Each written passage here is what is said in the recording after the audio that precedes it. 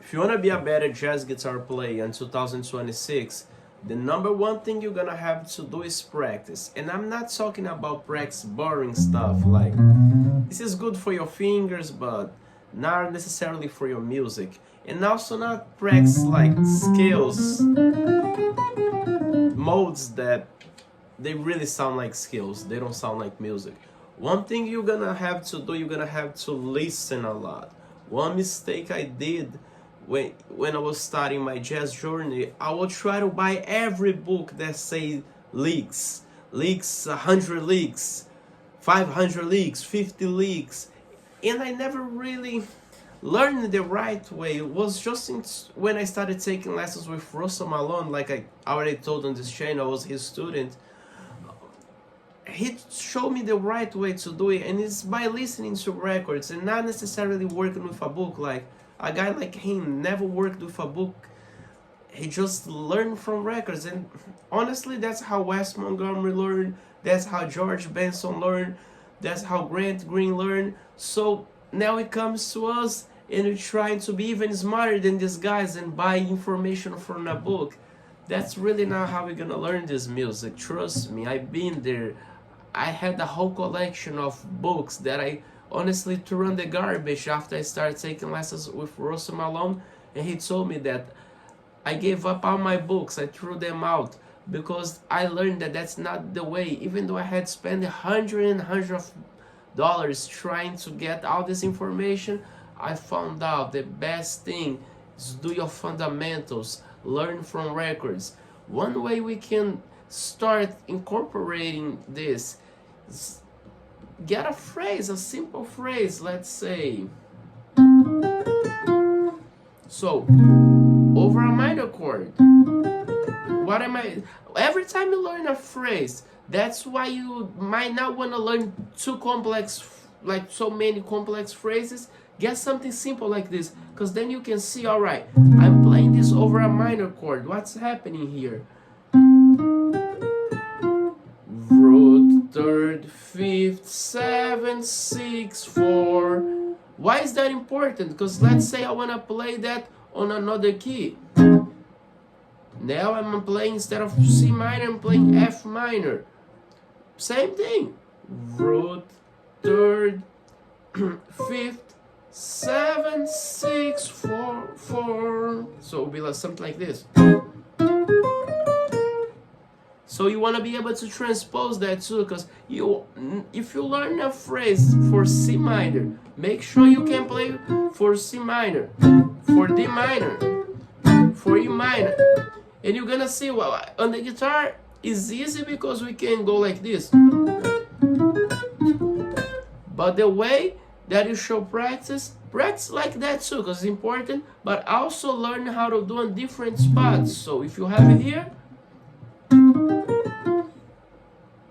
what if you have this C minor? So you see what I'm talking about? This is gonna be easier because I'm playing this shape for C minor, this shape for the F minor. And always apply that to a song. Let me show you. If I play that to Blue Bossa, it's gonna sound, just so you're gonna see how it's gonna sound. And what I'm gonna do here, when you practice, you wanna practice very simple. I see some people trying to complicate their practice. That's why they don't get good. When I have a minor chord, I'm gonna play that phrase. So the first chord is C minor, I play that. Second chord, F minor, I play that. Third chord is gonna be D half diminished. The next chord is gonna be a G alter. I'm just gonna comp there. When I get the minor chords, that's when I'm gonna throw in the phrase. So follow along. I'm gonna put the chart as I play along, just so you see what I'm talking about. This is gonna make it easier for you to visualize. And I want you to really pay attention that I'm only playing the phrase when the chords are minor. What I'm gonna do the first time, I'm gonna play just that phrase. I'm not gonna worry about playing something else. Watch this.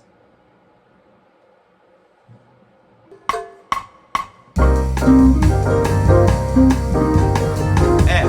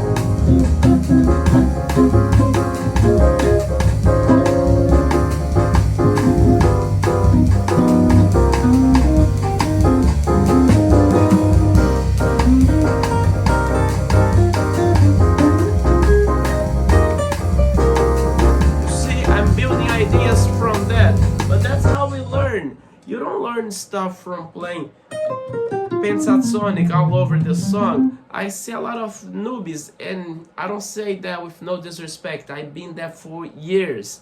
When I used to play a song like this, I would just play my pentatonic on top of that.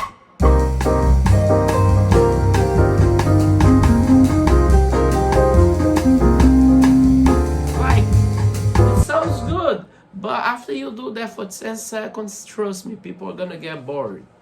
So that's the way you should practice. I see some people, they try to learn full solos, which I did that for many times, so I'm not judging nobody, but I'm telling you that this is a mistake. If you learn the full solo and you don't break down those phrases, it's not gonna help you. So the best way to get the most out of your transcription, break the phrases down. If you need my help for that, comment here. I'll be glad to help you. Have a great 2026.